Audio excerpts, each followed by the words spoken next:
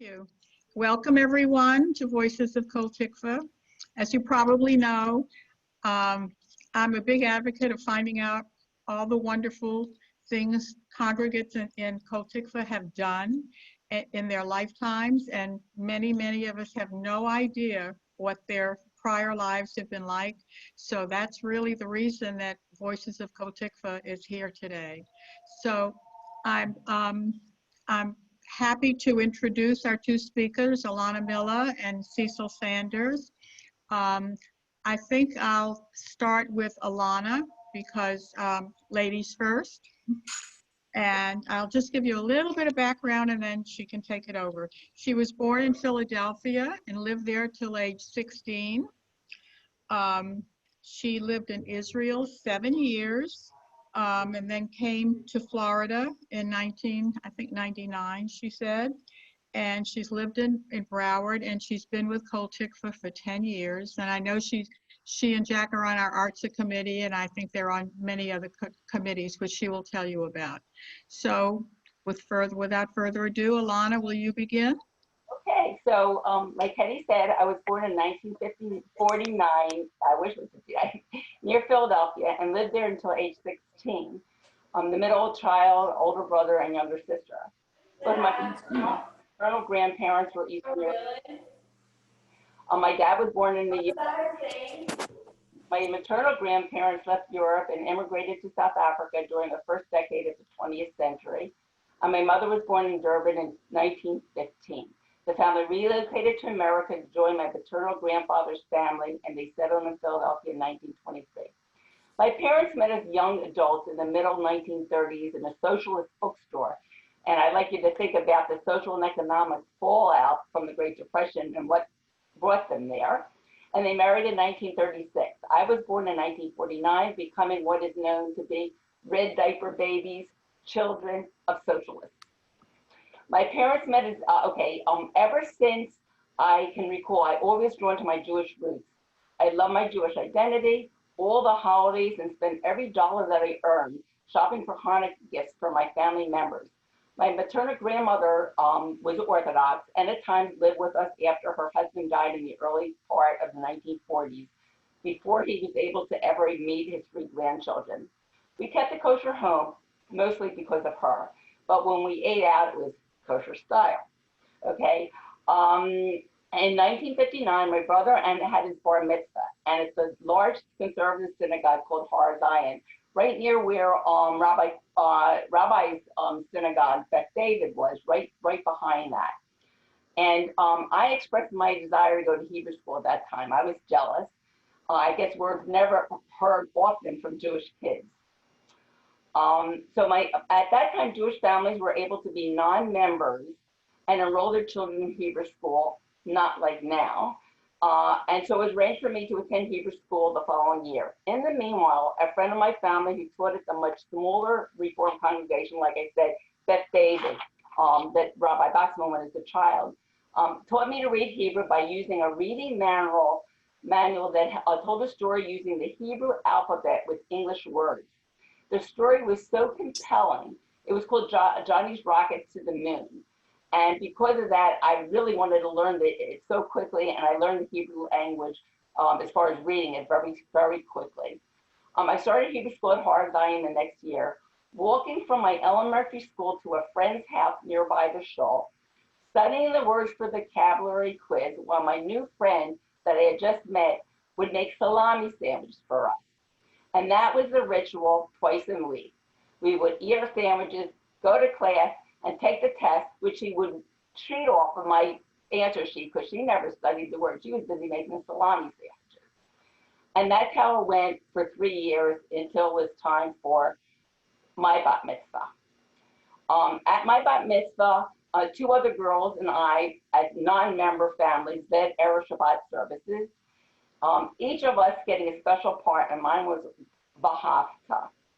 The service was followed by a lovely oneg, and that Saturday evening after Shabbat, I had a small ice skating party at a local ice skating rink at the Marriott Hotel for my friends. I still have the prayer book given to me by the synagogue, and in it lists all the gifts and that I received from my family and friends. Um, now, so later on, fast forward in the 1980s, when my kids were going to Hebrew school, one of their teachers was actually from Har Zion and had gone to had gone to services with her family and had her bat mitzvah there. And she told me that it was the Shabbat morning and she got to read the Torah. And when I heard that, I really was upset and jealous. So I said, I made up my mind then to read the Torah at my kids' B'nai Mitzvah when I had an Aliyah, as well as I actually chanted Haftorah during our services at my synagogue, at the synagogue in Miami for Rosh Hashanah. As a child, I also went to USY, which is the youth movement within the conservative movement, and Habonim, which is a Zionist youth movement near Philadelphia, and I attended a summer camp called Galil. I don't know if any of you from that area, in 1964. For a variety of personal and family reasons, and after my parents' divorce required by the Israeli government to avoid any international custody battles, my mother, brother, sister, and I decided to make Aliyah, and that was the summer of 1965.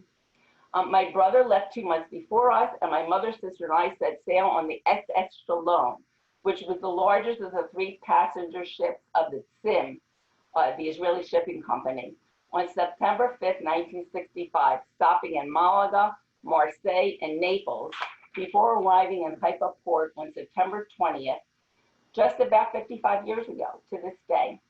My grandmother stayed in Philadelphia and followed us the next year.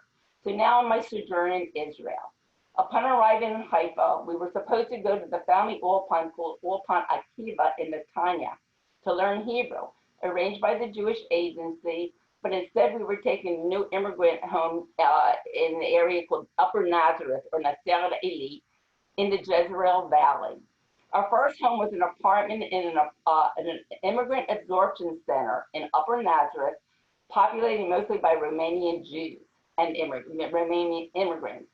And because of that, my mother started using her Yiddish again, which was the only common language she at that point shared with the other new immigrants to Israel. Later in the month, our shipping crate arrived in Haifa port, and when we went to pick it up, we stopped by the Judaica shop that we had passed when we first arrived, where we saw this beautiful Hanukkah or Hanukkah menorah. And we bought it, and we cherished it and used it all through our stay there. I still have it, and although it's partially broken and I can't really use it, I always display it during Hanukkah in my home. And you can see the motif. It's very much of that time period, Yemenite looking, and I still love it. Okay, so in the Immigrant Absorption Center, which is called Ma'amad, was a new building built with stilts. It was very modern looking, but guess what? It had ice boxes and no refrigerators. So every day, an old man parked a donkey drawn cart with large ice blocks in front of the building, and like at 6 o'clock in the morning, the people would come, ring his bell, and they would come down and get a big block of ice and schlep it all the way up the 3 stairs to put in the ice box.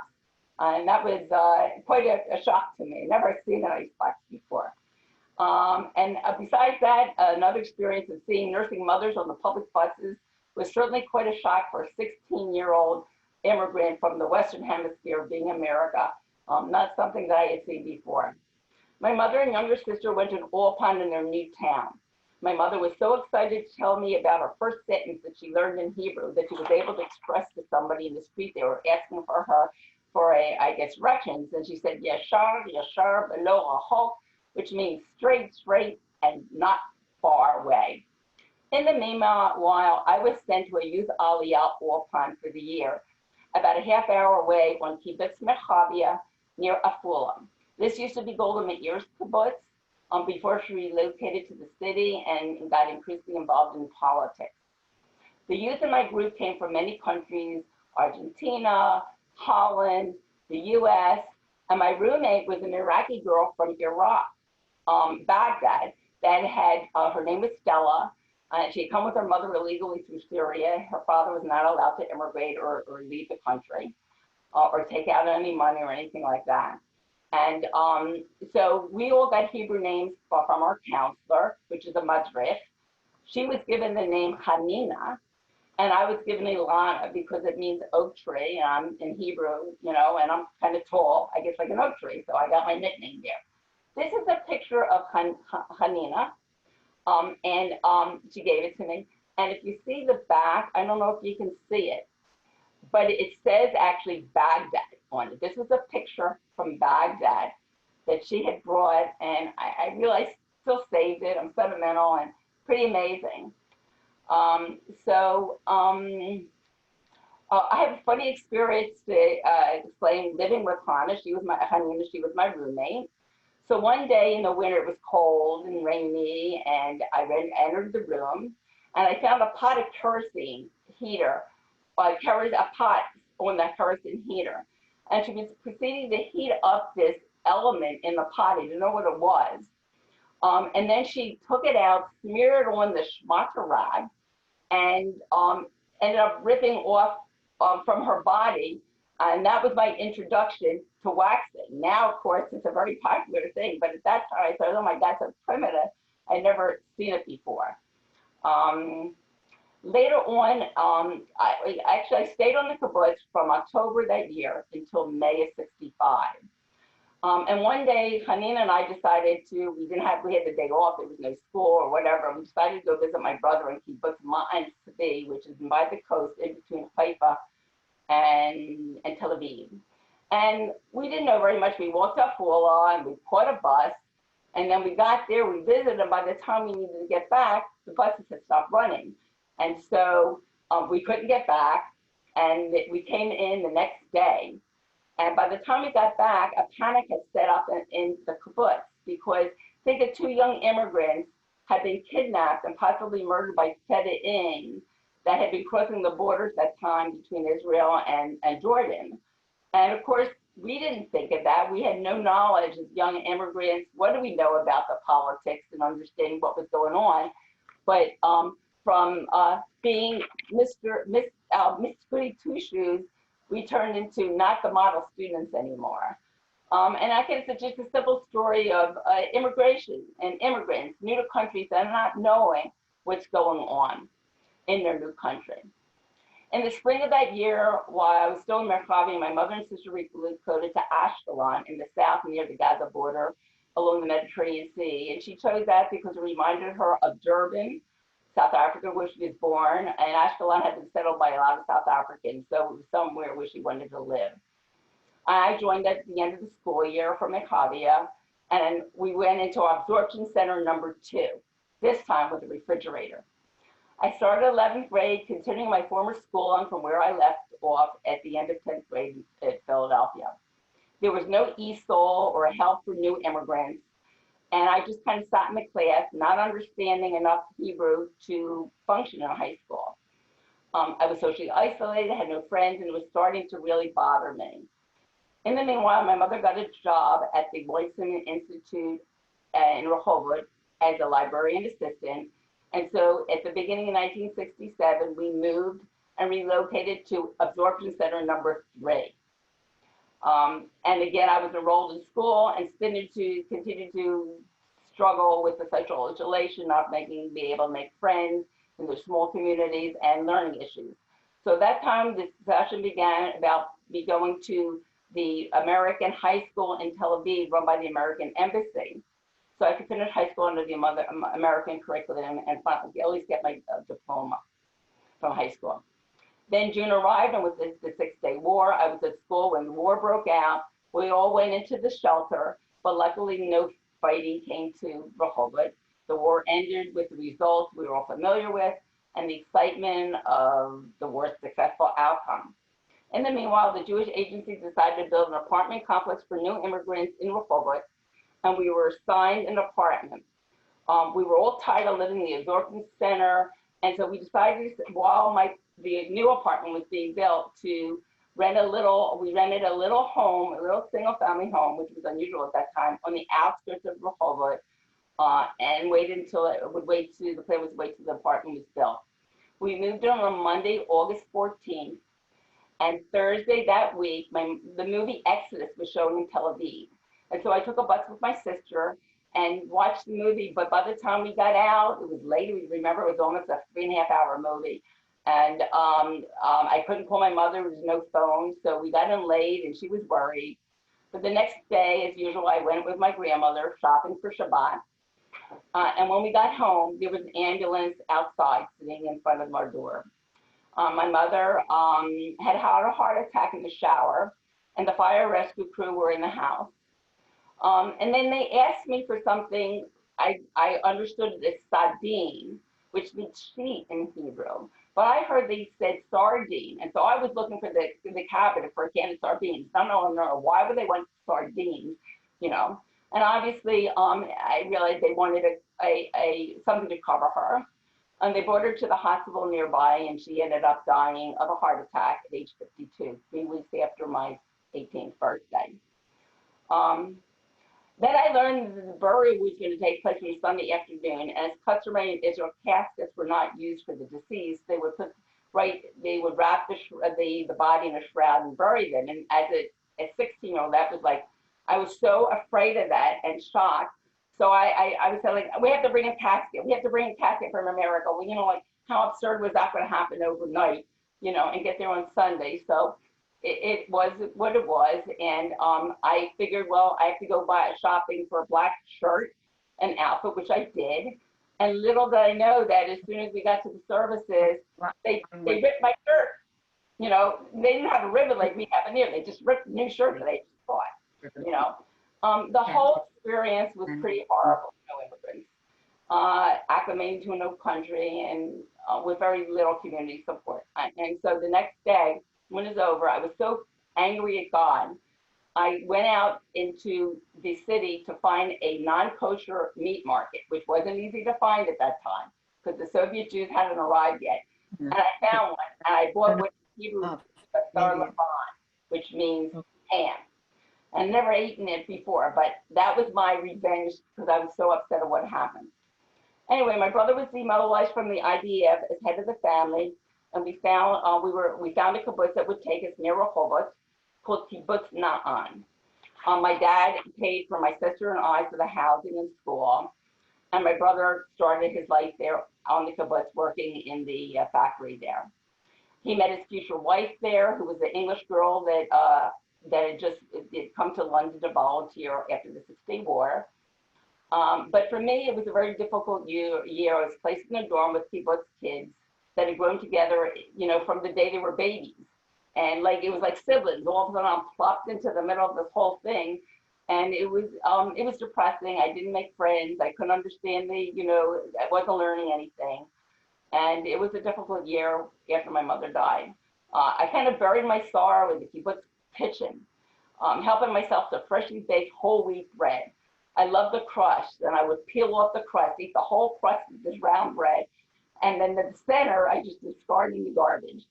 I did get through the year making a friend from a girl from Los Angeles that had actually come to the kibbutz to volunteer. She had relatives in the kibbutz, and that kind of got me through at least that isolation again for the whole year.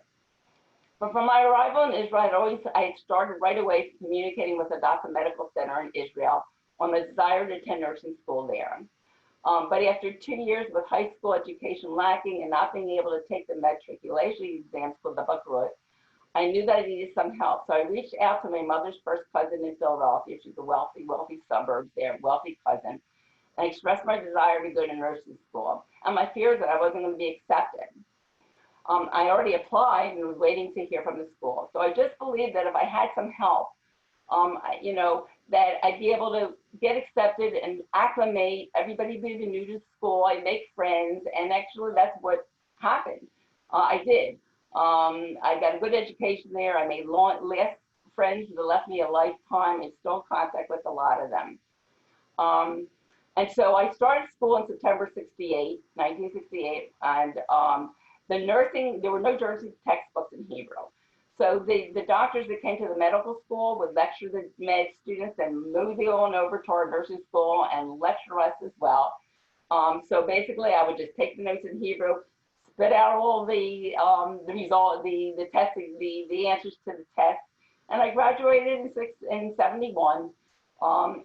This is a picture of me in nursing school. That's it. Like, I think it's the second year I was doing my maternity rotation. You can't tell, but the smock is white, but the underneath it's blue by the shoulders.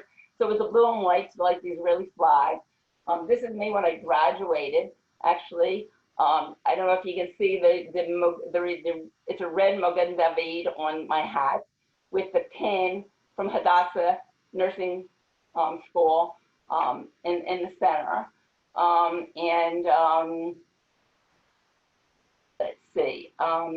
Right out, during the time I was at school, there was a euphoria after the war. Because I got to, Jerusalem in '68, so it was just 1 year after the 6-Day War, and I spent a lot of time wandering the city, wandering the old city especially, and looking down from Hadassah, which was the mountain. There was the city of Ein Kerem, and it was a mix. It used to be Arab too, and I knew in my gut that the tranquility would not last forever, and that there would need to be a fair solution to the Israeli-Palestinian conflict, and that's where I got embedded with that idea then, and it lasted me a lifetime.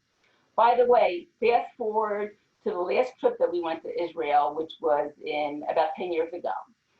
And as always, I'd go to my alma mater, I'd go to Hadassah, I'd have to go there. And we stopped at the nursing school, and they told me that they had been given a grant to the school, and they were able to archive all the records from every student that had gone there from inception. So after I entered, they put my name in the computer, they came up with the box at number 248, they went to reach the box and gave it to me. And the first thing, I opened it up, and it had all my records from my nursing, my grades, my records. The first letter I had written to them in 1965 was in the bottom of the thing.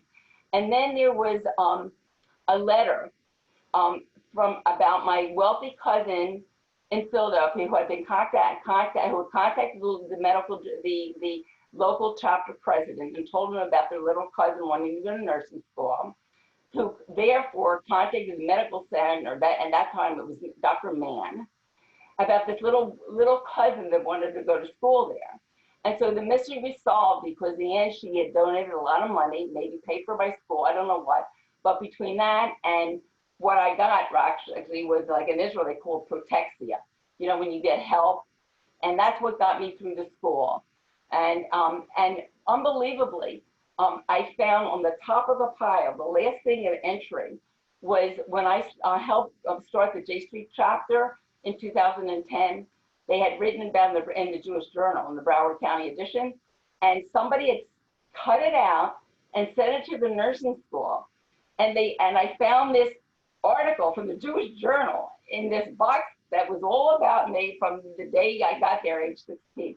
Pretty amazing. I don't know who sent it. It's like crazy. So in the spring before I graduated, I was doing my 3-week limitation in the recovery room, and there was a Canadian nurse there. Her Hebrew was not well, and they asked me to help her, and then she invited me to dinner. It was she and her husband and a man there, turned out to be Jack.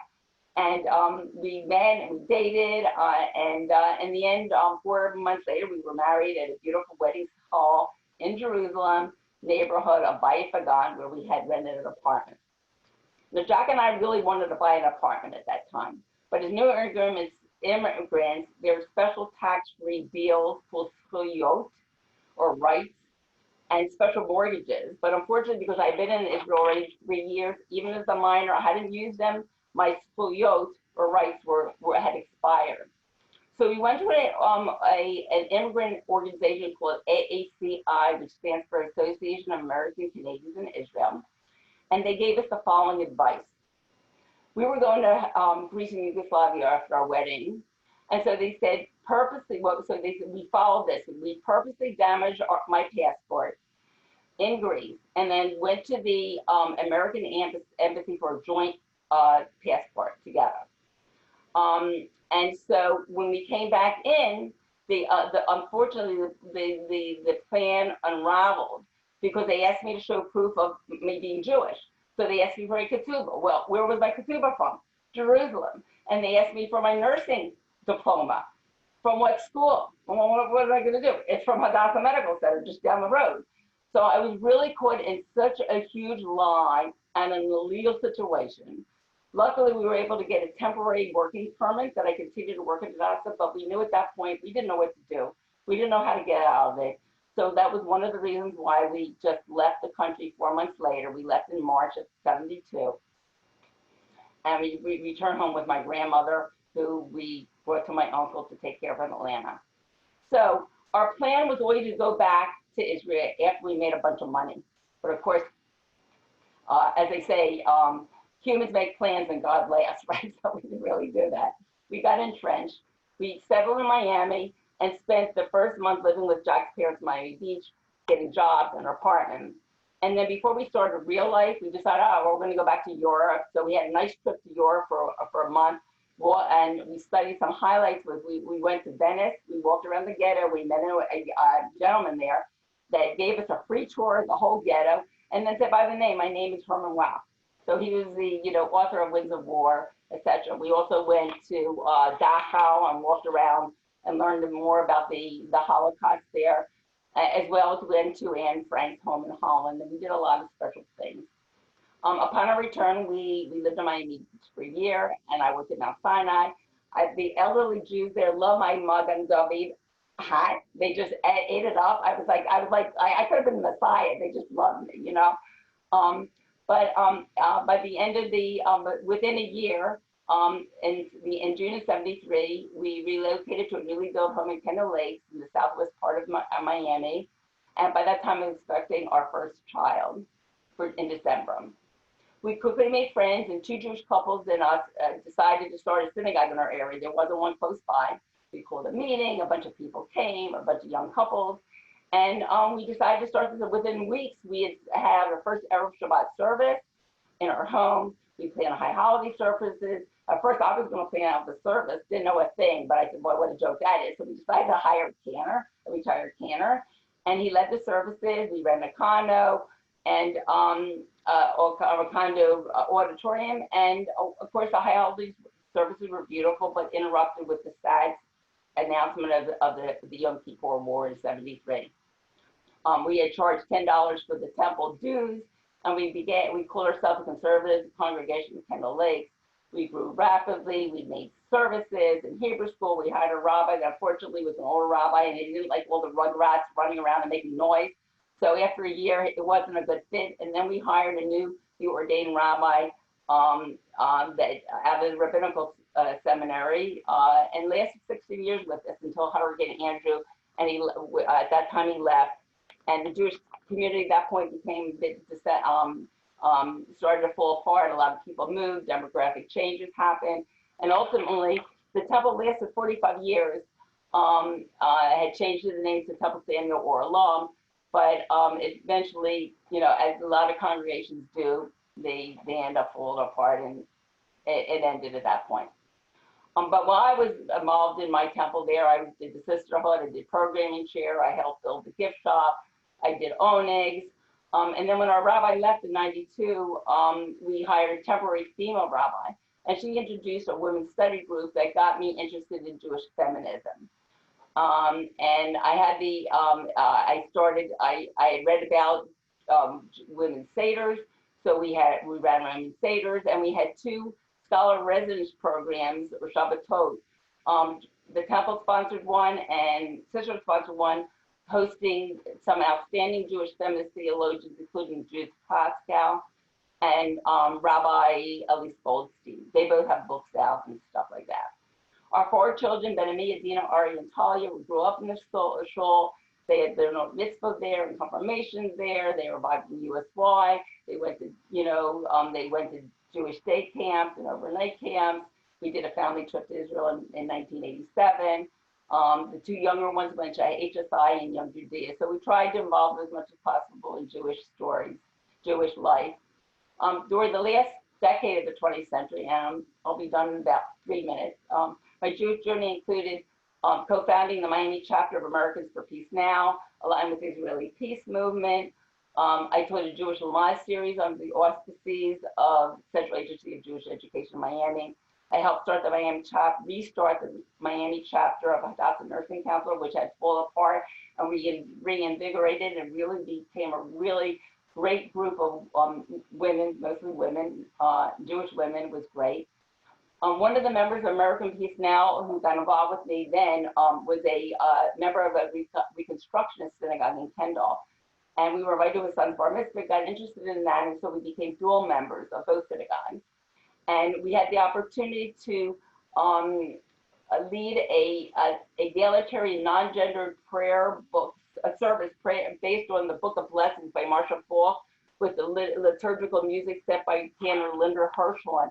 And we founded the choir, we taught the music, and actually we led for a whole year, monthly, so once a month, we led the services based on that book and the music, and it was just a very spiritual, lifting experience for all of us. In September 1999, after our last child went off to college, we relocated to North Broward County. We got involved with a small recon Havara in Boca, and after a few years, we went to Beth Orr in Coral Springs, and then eventually joined Kol Tikvah in 2010, where we found our spiritual home with Rabbi Boxman and all the members and congregants of Kol Tikvah who we love dearly. Special interests at our temple include Sisterhood, Rosh Chodesh, Arts, the Rabbi Studies class, Havara, and just enjoyed so much doing the adult confirmation last year. At the same year, we joined Kol Tikvah, also started the Broward chapter of J Street in August 2010, after I attended the first national conference earlier that year. Just a couple years ago, I heard about an organization called the Sisterhood Salam Shalom, which I helped form the local chapter in our area. It creates a space for Jewish and Muslim women to learn about their faith, to learn about traditions. We become sisters. We form such a bond, and a lot of the Jewish women are actually from Kol Tikvah. And I'm so thankful for them, for their support and their involvement in this wonderful group of women. So just like all of you, Jack and I are hoping for a better 5781. We can't wait to be able to hug our children and our grandchildren and their spouses. That's going to be a highlight for sure. We're also looking to our twin grandson's B'nai Mitzvah in May of 2021, and our 15th anniversary, which will be in a year from just this September. We just experienced our 49th, and we're planning a 50th anniversary trip to Israel. We were hoping it would be right in September, but I think we're going to postpone it until April, May, June of 2022 to give a little more time for COVID to disappear. And we're going to spend 3 months there, and we're really looking forward to that experience. And so something special to look forward to in these COVID times. So that's my spiel. Got a little history of, I talk fast. Hopefully I got it enough time for Cecil to do his thing. And if there are any questions, there was a lot to cover. I can hear you. Does anyone have questions for Ilana? They have to be quick because we have to fit in our Cecil. No questions. Good job, Ilana. Can you hear me? Yeah. Can you hear me? Yeah. Okay, great job. Anybody have questions? Raise your hands or whatever. Okay, here. Ilana, in 1989, when I was in Israel, I started. Gordy, we don't hear you. Can you hear us? Oh, wait a minute, unmute. Can you hear me? Yes. Okay. In 1989, I started the Israel Trauma Care Project, and it started at Hadassah Hospital in En Kerem. You had the Yeah, first, no. the Make first, it louder.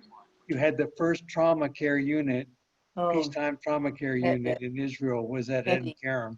Very nice. husband. Okay. Thank you.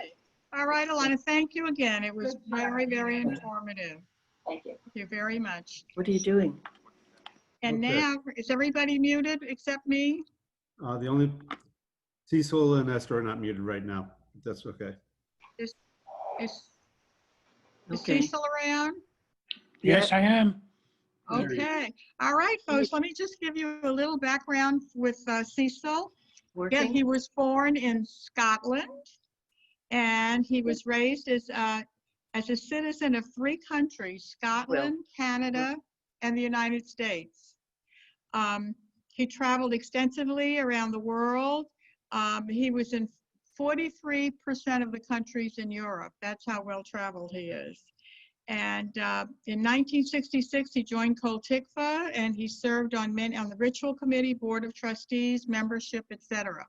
So I will just be quiet and let Cecil speak, and then afterwards you can ask him questions. Thank you. Cecil? Thank you. Thank you, Hedy. Lashana Tova to everyone. Before I begin my journey, I want you to know that I have Parkinson's disease, and sometimes I get stuck forming words or thoughts. This is likely to happen with my presentation today, and I ask you to be patient as Esther helps me to get back on track. Now for my journey. I was born in Glasgow, Scotland on April the 11th, 1935, 4 years before the start of World War II. I'm the oldest of 4 siblings.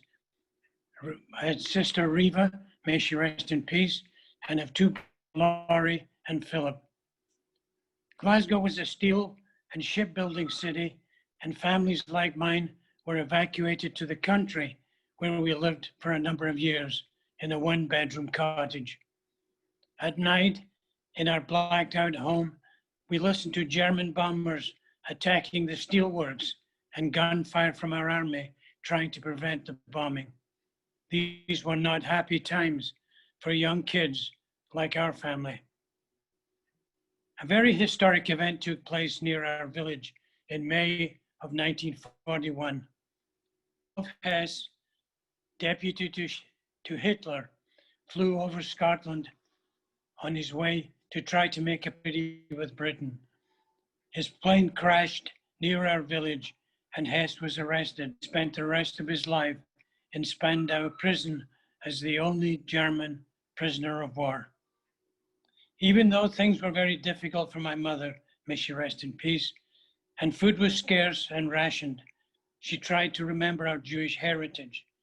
I know this firsthand because she used to send me on the bus with a small carton on my knees containing a live chicken. I was headed for the Shochet in Glasgow and returned with a dead chicken in a bloody carton. It was around 1947 that we were able to get a government house in the city, and probably for the first time in our lives, we lived like a real family in a small house with several bedrooms, and an indoor toilet. Hot water was available, but only if we lit the fire in the kitchen and stored water in an insulated hot water tank.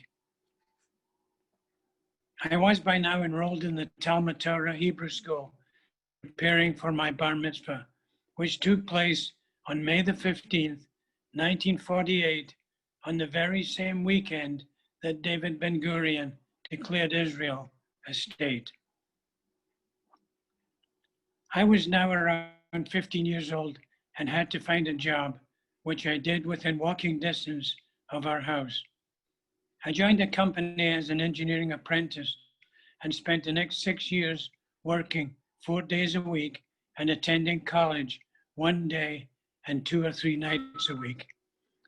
I joined the 93rd Norman Scout Troop, an all-Jewish group and the only one in all of Scotland. This was a great opportunity for me to meet other Jewish kids, and I really took to the Scouts, learning teamwork and also to fend for myself. In 1952, I reached the highest level of scouting, my King's Badge. But since King George VI had just died, and with Elizabeth succeeding him, I immediately became a Queen Scout, the first and perhaps the only Jew to earn this award. I was invited to Windsor Castle near London, where Queen Elizabeth presented us with our awards in a ceremony attended by dozens of new Scouts. As I neared the end of my apprenticeship, I was drafted into the Royal Navy.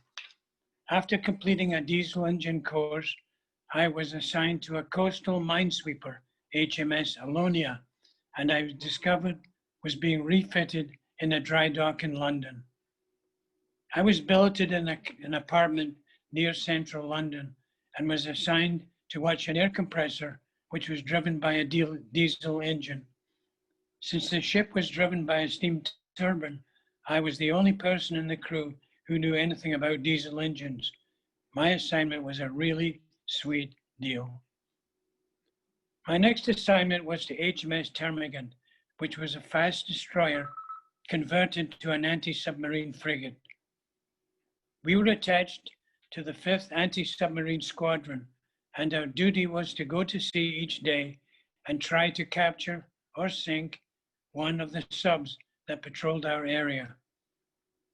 In terrifying high seas, we sailed around Iceland for days on end, guns firing at all hours of the night and depth charges being launched continuously.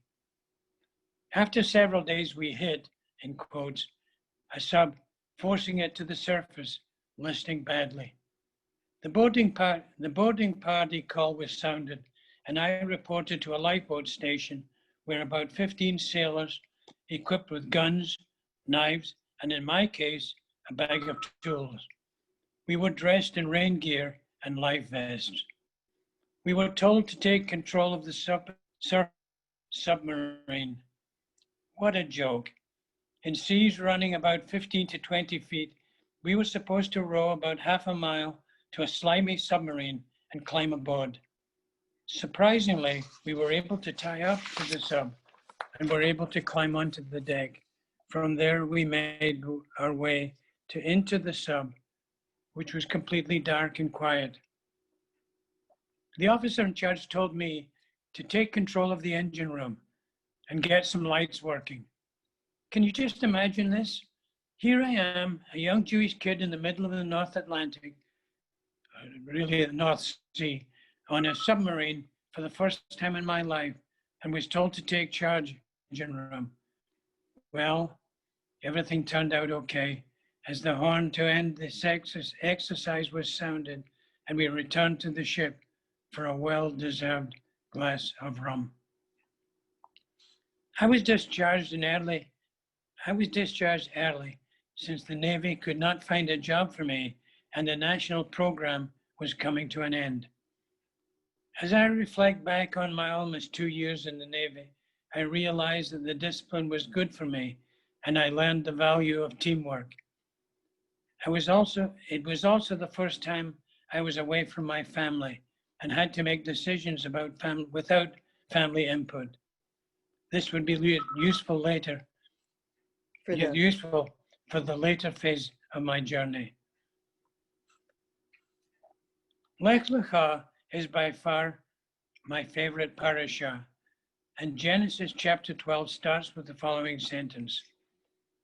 And God said to Abram, go from your land, go from your birthplace, go from your father's house to the land that I will show you. The date is now February 1957, and I had just returned home from the Navy when I heard the voice. Pack your bags, leave your birthplace, leave your home, leave your friends, and go to a land that I will tell you. It was not God speaking to me like he spoke to Abram. No, it was my mother speaking to me, and she would not accept my complaining about what she had decided. Let me share with you a few comparisons between Lech Lecha and my life, which you will realize the connection. Lech Lecha. And Abram was 75 years old when he went out from Haran, me. And I was 23 years old when I set out from Glasgow. Lech Lecha. And Abram took Sarai, his wife, and Lot, his nephew, me. And I took Laurie, my 17-year-old brother. Lech Lecha. And Abram took all the property that he had accumulated, me. And I took $64 and a few boxes of antiques from my mother's store. Lech Lecha. And Abram came to the land of Canaan, me. And I came to the land of Canada. Lech Lecha. And Abram passed through the land as far as the place of Shechem, me. And I passed through the land as far as Toronto, Lech Lecha. And God said to Abram, your name will not be called Abram anymore, but your name will be Abraham, me. And my mother said to me, Cecil, your name will no longer be Friedlander, but your name will be Lander, since you are starting a new life in a new land. Lech Lecha. And God to Abraham, I will give this land to your seed, me. And my mother said, you will live in this land and you will surround yourself with your family again, and you will prosper in the land. Easy for her to say. Now, I was not as prolific as Abraham in filling the land, but each year after we arrived in Canada, we somehow made arrangements to bring parts of our family to Toronto. First, my mother, my sister, and youngest brother, followed by my grandmother, my uncle, my aunt, and her entire family. My brother and I married, not to each other, of course, and between us we have 5 children and 8 grandchildren. My mother, grandmother, sister, and aunt have all passed away, but we still meet in Toronto for Simchas, where all the family still lives, except for Esther, me, and my youngest brother, who lives in Vancouver. I think you can see the connection I have to Lech Lecha and why I look forward to listening to this story each year. I think I know what Abram went through. Neither of us were choice. We were instructed to leave home without an American Express card and travel to a far and very strange land. Our daughter Sharon is in the business world, operating one company with her husband Chuck, and one as a principal in a second company, consulting with businesses and providing marketing services and customer satisfaction. Several years ago, I was interested in establishing a lay-led Shabbat morning service immediately following Bagels and Bible. Sharon was instrumental in conducting a survey and analyzing the results, showing that there was indeed an interest in this idea. The result of this effort is Shabbat Morning Light, which has been very successful. Our son David is a lighting designer and has produced over 350 designs for theaters across America and around the world. David has also designed the lighting for 11 Broadway shows and has twice been nominated for a Tony Award. Esther and I have been to the opening night for 10 of the 11 shows and the cast parties that followed, mingling with many celebrities, including Jane Fonda and Tyne Daly. On one such visit, David had to go back to the theater for some papers. While sitting in the first row, I saw a bearded man walk onto the stage, and David introduced me to Robin Williams. He and I spent the next 25 to 30 minutes just talking. He was a really nice man. When living in Pittsburgh, I left my job as Executive Vice President of Pennsylvania Engineering Corporations and formed 2 companies, manufacturing and supplying products for the ducting industry.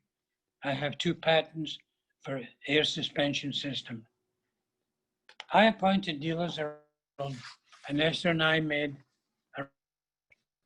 taking 13 flights in 24 days, visiting Argentina, Brazil, South Africa, Taiwan, Hong Kong, Japan, and Australia.